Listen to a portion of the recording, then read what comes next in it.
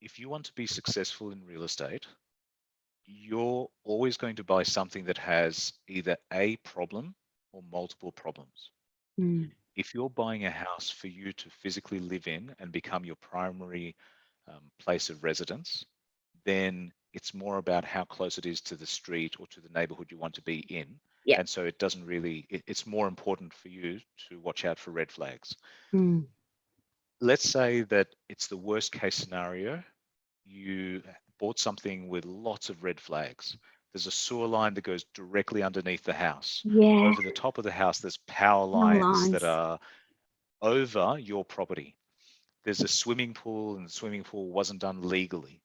There's massive trees that are all around the house, and they've now got weeds growing over them, which means that the trees are Mm. dying, but because they're natural trees that are from that environment, they're native to the area, you're not allowed to cut them down. Yeah. Let's say that the council has said that those particular trees form a nature canopy for animals to Yes. travel across, which means you can't disturb or move those trees. Mm-hmm. Let's say you're in a bushfire zone, and so now you've got trees right up to your house, which is dangerous, and you're in a bushfire zone. And worse than that, it's seasonal, which means you're also in a flood zone. So you're in a flood zone and a bushfire zone. Yeah. And on top of that, of course, you're in a cyclonic area, so everything you build has to be built stronger. And with that, you've got termites in the area as well.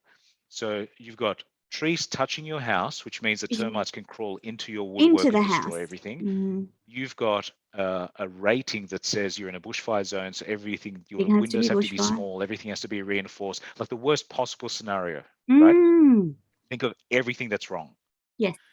If you can see that, the other person you're going against, the other person who wants to buy the house also has the same restrictions and problems. In Mm. that case, remember you've got sewer underneath your house, so you Yeah, can't even that's subdivide easily, right? And you've yeah. got electricity above. What Yeah. do?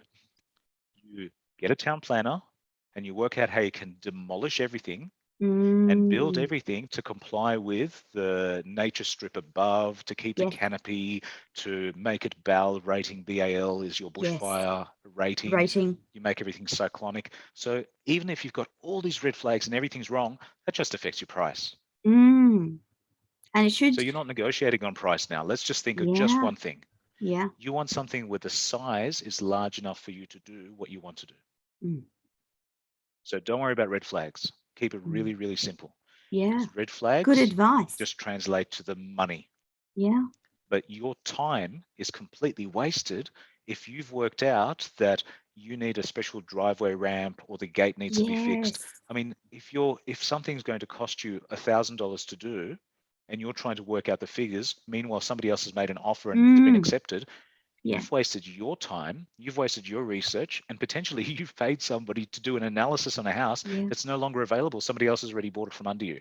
So Yeah. no, when I do the rough, literally I do the walk, Yes. and I know how tall I am. I Yes. also know when I stretch my arm out How how tall? high up a ceiling my arm reaches. Uh-huh. So I don't quite often, I almost never bring a tape measure with me.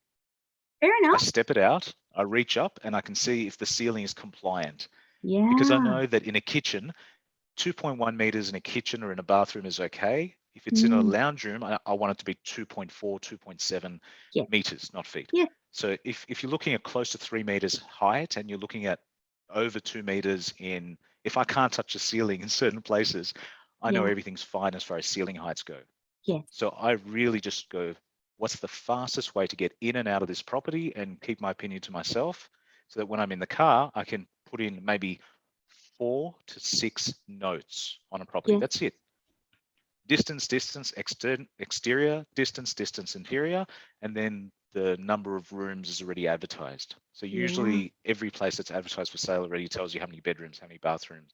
So I just write down the rough numbers because that gives me an idea of whether I have to knock everything down and start again or whether I can use the footprint that's there.